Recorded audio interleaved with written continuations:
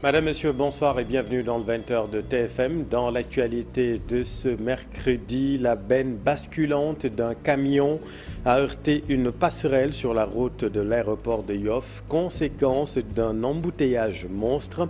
L'accident survenu en milieu de journée a mobilisé l'escadron de surveillance routière de la gendarmerie nationale. On vous explique tout dès le début de cette édition. Le député Pastef Thierno Alissi démissionne de son poste à cause d'une condamnation judiciaire qui date de 2010. Il démissionne pour préserver l'image de son parti, a-t-il déclaré. Problème foncier au Sénégal, le nouveau DG de la DSCOS révèle qu'il a trouvé plusieurs plaintes sur sa table, mais tout est mis en œuvre pour retrouver des solutions durables. La question foncière, parmi les doléances qui attendent le chef de l'État à la Cité du Rail ce jeudi, le président Bassirou Diomaye Faye attendu à Thiès. Voilà pour les titres et tout de suite le développement.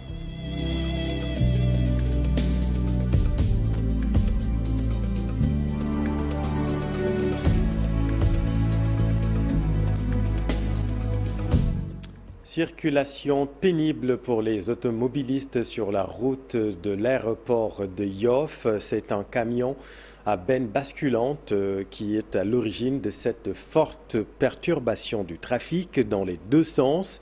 L'accident survenu en milieu de journée a provoqué des kilomètres d'embouteillage. Taximans et autres véhicules de transport en commun ont préféré garer leur voiture cet après-midi. Pris au piège au milieu de cette congestion routière monstre, certains automobilistes ont trompé l'ennui avec leur téléphone portable. Quant à l'origine de l'accident, on n'en sait pas davantage pour le moment et comme vous le voyez sur ces images, le camion s'est détaché de la benne basculante qui a heurté la passerelle.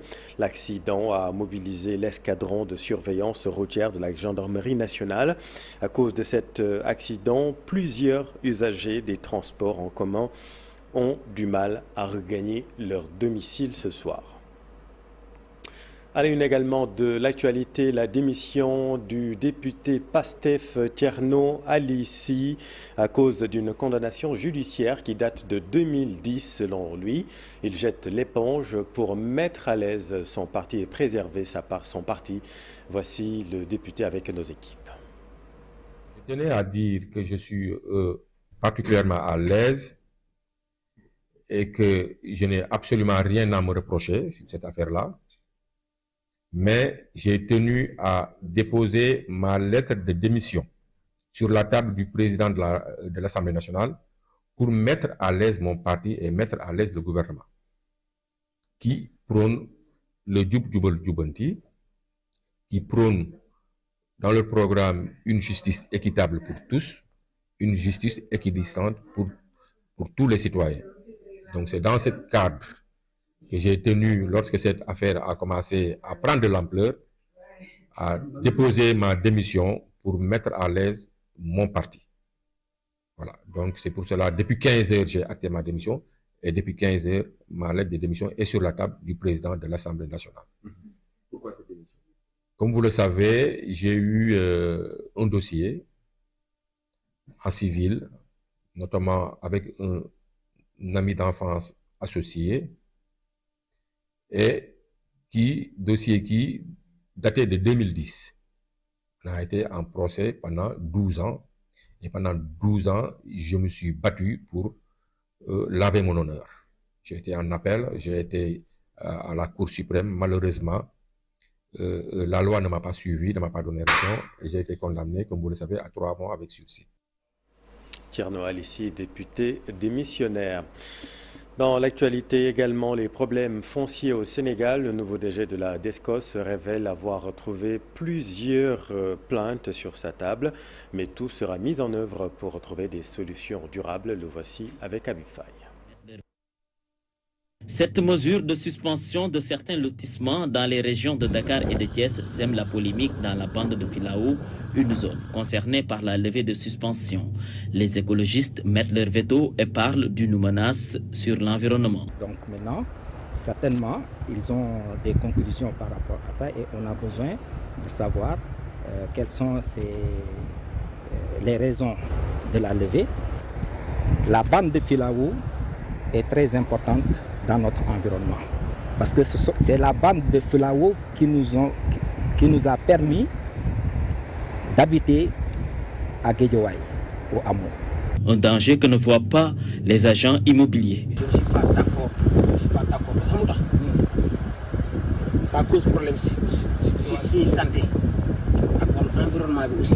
Waaw non tabax yi man je suis d'accord pour nous reprendre xam tax parce que dafa am ay famille nga xam ci lañ yaakaar depuis loolu am ñoo xam ñu ngi toog lekkuñu naanu ci loolu lañ doon yaakaar ay jaakaar yi fa doon jaay añ ak ay yeneen affaire concert affaire dawaan ñëpp ñu ngi toog te gis nga affaire bi dafa feeñ ci ñëpp. Selon le rapport de la Banque mondiale, si rien n'est fait, des pertes économiques annuelles pourraient affecter le PIB du Sénégal dès 2030, ce que confirme Moussa Lo. Nous ne serons plus protégés par rapport à l'érosion, à l'avancée de la mer. Nous n'aurons plus de protection par rapport aux vents forts qui viennent directement vers les populations. Et ces vents forts sont bloqués par l'arbre. La population sera exposée et sur le plan économique, il y aura des conséquences parce que on n'aura plus les moyens économiques pour gérer nos bâtiments. Il propose alors des pistes de solutions. Faire un reboisement intensif, remettre les filao, les protéger et en même temps, à l'intérieur des filao, créer des activités peut-être qui pourront générer des revenus. Toutefois, ils sont en colère contre la décision du gouvernement de lever la suspension de certains lotissements. Et vous avez rectifié de vous-même, vous avez plutôt suivi le reportage de Habib Faye à la banlieue de Dakar relatif à l'érosion côtière et les problèmes fonciers. La question foncière, d'ailleurs, parmi les doléances qui attendent le chef de l'État à la cité du Rail, le président Bassirou Diomaye Faye sera à Thiès jeudi. C'est un reportage de Cheikh Anta Diop. Toutes les lèvres. C'est déjà l'effervescence dans la capitale du rail. Des drapeaux verts, jaunes, rouges sont visibles partout à travers les artères. L'arrivée du chef de l'État à Thiès demain est sur toutes les lèvres. Gallo Sow, rencontré à la mairie-ville de Thiès, pour lui les Thiessois doivent sortir massivement pour l'accueillir. Son Excellence Bassirou Diomaye Diakhar Faye est attendu demain à Thiès pour inaugurer l'édifice nommé Lat Dior Ngoné Latyr. C'est normal que les Thiessois sortent en masse pour accueillir le président de la République par rapport à cet édifice. Oui, attendons à ce que le président vienne pour au moins, c'est-à-dire ça gangrène des avantages. Apport du président de la République par rapport à un programme. Et il y a des situations à Thiès qui sont là. Des retraités assis confortablement sur des chaises devant la mairie-ville de Thiès discutent. Pour certains, les priorités sont ailleurs. Quand aujourd'hui Thiès est une ville, on peut dire une ville morte, on aura besoin de l'appui du chef de l'État en ce sens pour pouvoir développer l'employabilité, donner aux jeunes du travail et je pense que ça fait partie de son projet. Des services techniques de la municipalité, les conseillers municipaux et militants de PASTEF se sont fortement mobilisés pour réserver un accueil chaleureux au président de la République, Bassirou Diomaye Diakhar Faye. L'Office national de lutte contre la fraude et la corruption est satisfaite du processus de déclaration de patrimoine des membres du gouvernement. Tous les ministres ont respecté cette procédure. Pour Serigne Bassirou Gueye, l'État du Sénégal confirme son engagement de lutter contre la corruption. Le voici avec Ndeye Mati Diagne. La corruption est un fléau mondial qui touche tous les pays du monde. Au Sénégal aussi, ce phénomène est bien présent, tout le monde le sait. Mais ce que je peux dire, c'est que les autorités se sont données quand même pour objectif de faire de la corruption un élément important de leur stratégie. Lors de la présentation de l'agenda 2050, M. le Président de la République est revenu sur ça en affirmant sa volonté de faire de la lutte contre la corruption un pilier essentiel de réformer l'administration pour mettre au service du développement. Je crois que donc les défis sont énormes, mais la détermination est encore à la hauteur de ces défis. Tout à l'heure, le Conseil technique vous disait que la Banque mondiale estime qu'il y a 1000 milliards de corruption qui sont 1000 milliards à travers le monde chaque année, sans compter les détournements. Tous les membres du gouvernement ont fait leur déclaration de patrimoine. Les directeurs généraux sont en train de s'affaire à cette déclaration et on a un très bon taux de satisfaction de cette exigence. L'OFNAC a été doté de pouvoirs importants qui lui permettent de faire son travail. Au début, vous convoquez des gens, ils pouvaient refuser de venir, ce qui avait fortement bloqué le travail de l'OFNAC. Vous pouvez appeler des gens qui devraient faire la déclaration de patrimoine. Si vous les convoquez, ils ne venaient pas et l'OFNAC n'avait pas de moyens. Aujourd'hui, l'OFNAC a tous les moyens de faire. L'OFNAC a tous les moyens d'enquête. Il n'y a pas un seul moyen d'enquête dont l'OFNAC ne dispose pas. Et puis le président de la République nous a conforté en disant qu'il va renforcer l'OFNAC. Donc ce qui est sûr, c'est que c'est un renforcement en moyens matériels et humains. Mais l'OFNAC aujourd'hui dispose de tous les moyens d'enquête et a les moyens de faire donc son travail. Je crois que nous sommes très satisfaits. Quand vous aurez les résultats, vous serez satisfaits du déroulement de l'action de l'OFNAC. Parlons du secteur du BTP. Le secrétaire général du syndicat des travailleurs du BTP salue la levée de la suspension des travaux de construction par la DESCOS. Djaraf Ndao est avec Chérif Dia. Nous l'écoutons. Parce que vous n'êtes pas sans savoir que depuis que les nouvelles autorités ont pris le pays, le secteur du BTP a traversé des moments très difficiles à travers la suspension de plusieurs chantiers, soit à Dakar, dans la région de Thiès, plus particulièrement à Hambourg, vers Diamniadio. Donc tout ceci a constitué quand même, a créé des problèmes au niveau du secteur du BTP. Pour la bonne et simple raison, parce que quand on arrête des chantiers, c'est tous les travailleurs qui sont au niveau des chantiers qui sont en arrêt. Et le secteur du BTP, c'est un secteur, c'est une chaîne de valeur. Donc il y a tous les corps de métier qui sont au niveau des bâtiments qui étaient en rate. Donc je ne peux pas imaginer aujourd'hui le nombre de salariés, le nombre d'ouvriers, le nombre d'employés qui sont en arrêt depuis plus de 6 ou 7 mois. Je pense qu'aujourd'hui, cette mesure vient à son heure afin que quand même les chantiers puissent reprendre. Mais à mon avis, on aurait dû commencer par ce dernier communiqué de la DESCOS. Le secteur du BTP ne tourne pas uniquement autour de ces arrêts de chantier. Je pense qu'aujourd'hui, le secteur du BTP dans l'ensemble du pays traverse des moments très très difficiles à travers cette dette intérieure que l'État doit aux entreprises, surtout aux entreprises majeures. Aujourd'hui, je pense que ça tourne autour de 300 milliards. Si on prend toutes les entreprises, donc cela pose problème. Et puis des échos du Conseil des ministres réunissent mercredi 11 décembre 2024. Le chef de l'État a abordé la question de la refondation urgente de la politique de promotion de l'emploi des jeunes. Qui demeure une priorité nationale au regard de l'extrême jeunesse de la population du Sénégal et du taux de chômage très élevé des jeunes. Il a invité le Premier ministre à finaliser l'évaluation de toutes les initiatives, de tous les programmes, projets et dispositifs publics de promotion de l'employabilité et de l'emploi des jeunes. Il a également demandé au Premier ministre d'engager avec les ministres et structures de l'État concernés, le secteur privé national et les centrales syndicales, l'élaboration consensuelle et la mise en œuvre pragmatique d'une stratégie nationale innovante d'insertion professionnelle. Et puis, au titre des textes législatifs et réglementaires, le Conseil a examiné et adopté le projet de loi portant abrogation de la loi organique numéro 2012-28 du 28 décembre 2012 portant organisation et fonctionnement du Conseil économique, social et environnemental et la loi numéro 2016-24 du 14 juillet 2016 relative à l'organisation et au fonctionnement du Haut Conseil des collectivités territoriales.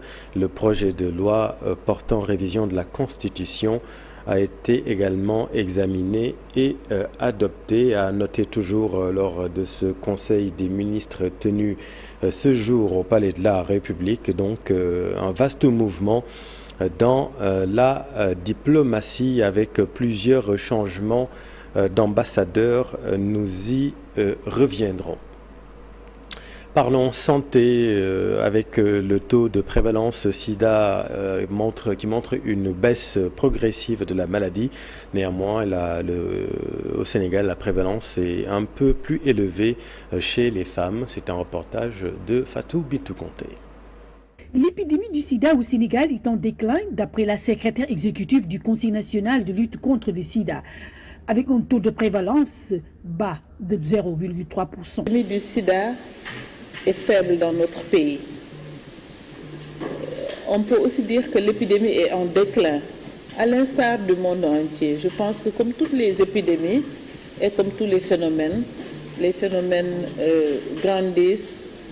naissent, grandissent, entrent en maturation et déclinent. Donc nous sommes vraiment dans la phase de déclinaison de l'infection à VIH. La prévalence est basse, 0,3%. Les nouvelles infections baissent régulièrement et également les décès baissent. Seulement, dans cette situation, les femmes continuent d'être les plus vulnérables au virus du sida. Quand on regarde selon la répartition géographique, il y a des zones où il y a plus de prévalence. Et justement, je pense que vous avez été dans ces zones.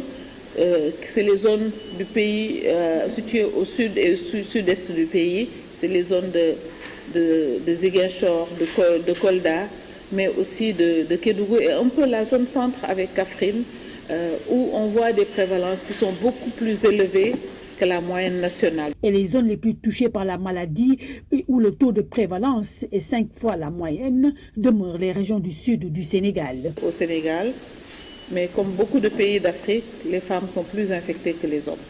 Donc ça aussi, c'est une autre caractéristique de l'épidémie. De nouvelles infections commencent à prendre de l'ampleur chez les jeunes de la tranche d'âge de 19 à 24 ans. On voit qu'il y a des tranches d'âge dans lesquelles ces nouvelles infections ne baissent pas. Ces nouvelles infections même augmentent. C'est la tranche d'âge des jeunes de 19 à 24 ans. C'est ainsi que le CNLS compte jouer la carte de la prévention pour protéger les jeunes du Sénégal. Et, notre stratégie repose sur 3 piliers. La prévention des nouvelles infections ou même l'élimination des nouvelles infections. C'est la prévention des nouvelles infections chez les jeunes. Nous savons qu'il y a aussi des infections qui proviennent de la prévention, de la transmission mère-enfant du VIH. Donc nous voulons éliminer la transmission mère-enfant du VIH, mais surtout prévenir les nouvelles infections chez les jeunes. Faible production aquacole au Sénégal. En moyenne, la production tourne autour de 1500 tonnes. Déclaration du directeur général de l'Agence nationale de l'aquaculture ce matin à l'occasion d'une conférence sur la politique de souveraineté alimentaire via l'économie bleue et l'intégration africaine. Voici Dr Sambaka au micro de Tissa Prera.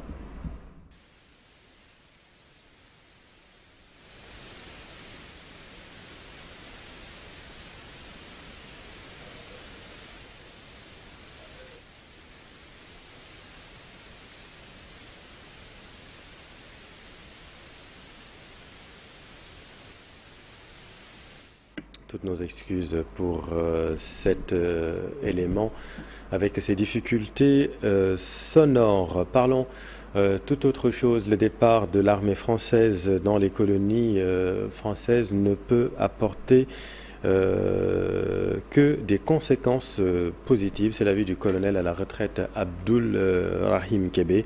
Il encourage les nouveaux chefs de ces colonies à mettre fin aux différentes coopérations militaires.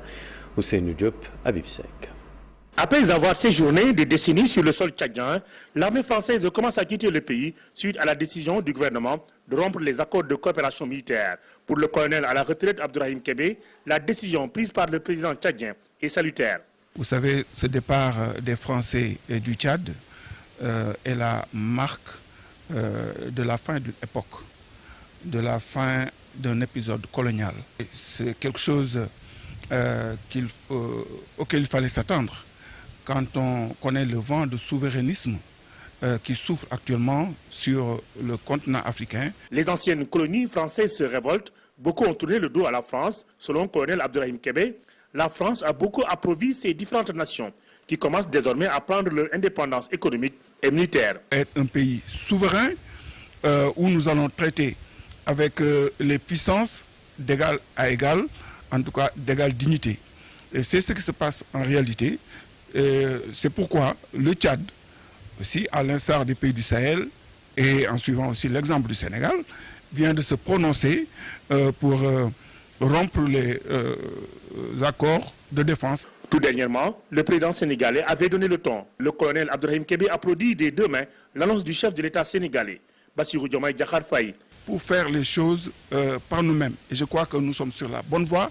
Une armée qui essaie de réfléchir pour pouvoir avoir ses propres armements, ses propres munitions, se développer davantage.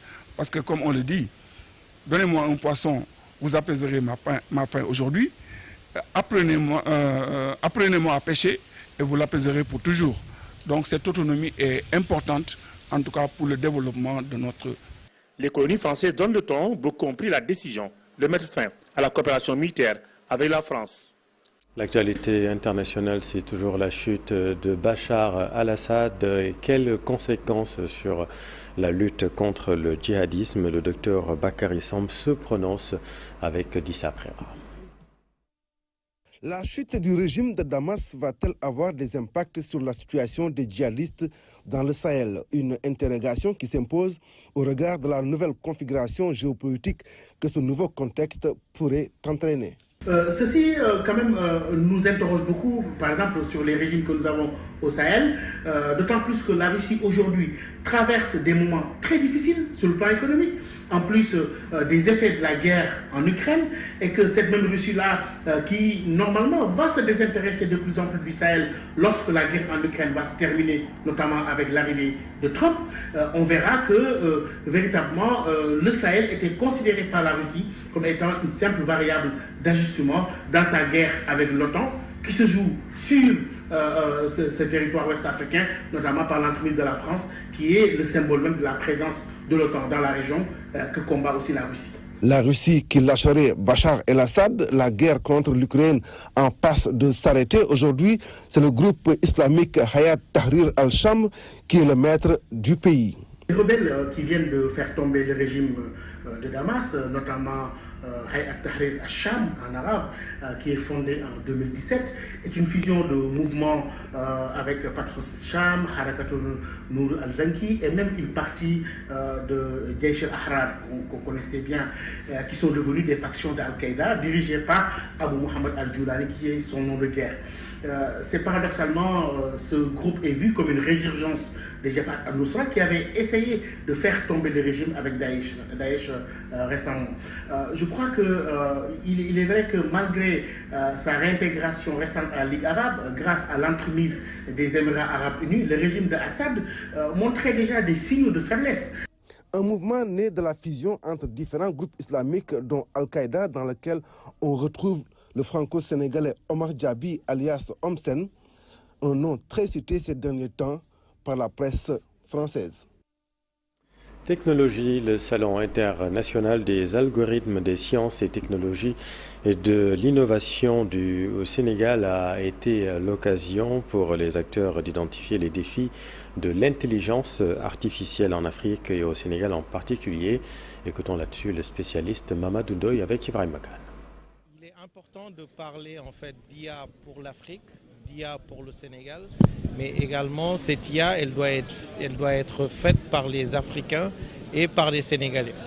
Et donc se pose en fait la question des défis, parce que pour développer en fait ces intelligences artificielles, parce que l'idée en fait c'est que ces intelligences artificielles puissent avoir un impact dans la vie de tous les jours, avoir un impact positif au niveau de notre économie. Et donc derrière, en fait, il y a plusieurs défis que l'Afrique doit relever. Le premier défi, qui est un défi de taille, c'est en fait le manque d'infrastructures. Parce que pour faire de l'IA, il faut en fait des centres de données. Pour faire de l'IA, il faut des calculateurs. Donc ça, c'est un premier défi. Deuxième défi, c'est la problématique en fait des compétences humaines. Donc comme je le rappelais tout à l'heure, l'intelligence artificielle, ce n'est pas une technologie qui doit s'exporter. Il ne faut pas qu'il y ait d'autres qui fassent des IA pour les Africains. Donc pour moi, c'est important que notre IA soit développée par nous-mêmes. Et ça, pour pouvoir le faire, il faut des compétences. Donc il faut former des jeunes à l'intelligence artificielle, il faut former les jeunes aux sciences mathématiques, il faut former les jeunes aux algorithmes pour pouvoir produire en fait des IA qui sont adaptés à notre contexte et avoir cet impact important. Et puis un mot de sport, le comité d'organisation des Jeux Olympiques de la jeunesse JOJ 2026 fait l'état des lieux des infrastructures dans une tournée en compagnie de la presse. Le comité a organisé une visite au stade Iba Mar Diop où il y a le stade qui est réhabilité, comme vous le savez. L'occasion pour Sali Hussein de revenir sur l'état d'avancement des travaux. Le voici avec Cher Sadibou Diarra. Nous sommes sur le site de la piscine olympique. L'état d'avancement des travaux est estimé à 15%. Comme vous pouvez le constater derrière moi, on est en train de faire les travaux de démolition des deux bassins, la piscine de compétition et la piscine d'entraînement, qui sont de technologie Myrta. On est en train de démonter l'ensemble des parois de technologie Myrta pour pouvoir les remplacer avec de nouvelles parois qui vont prendre en compte tous les éléments nécessaires qu'il faut. Il y a aussi les travaux de sondage qu'on est en train de faire, qui sont à 70% sur le site et qui vont être finalisés cette semaine. Alors, sur les bassins, comme je l'ai dit tout à l'heure, on fait une rénovation complète. On va enlever l'ensemble des parois. On a déjà enlevé les revêtements de sol qui vont être repris à 100%. Et le système de filtration aussi va être changé. Mais cette fois-ci, on passe d'une filtration traditionnelle à une filtration moderne à base de perlite qui permettra de réduire considérablement les consommations d'énergie, que ce soit l'eau, l'électricité et les produits chimiques. Sur les gradins, on reprend carrément la couverture parce que ça commence à présenter des signes de fatigue. Et l'ensemble des coques d'assises vont être repris. Et on fait une rénovation complète du génie civil en reprenant la peinture et les installations électriques. Non, la capacité reste maintenue, on ne va pas agrandir, mais globalement le bâtiment, on compte rénover dans tous ses lots, que ce soit le carrelage, la peinture, l'électricité et la décoration. Cette édition, merci infiniment de l'avoir suivi. Les programmes continuent sur TFM. Bonne soirée.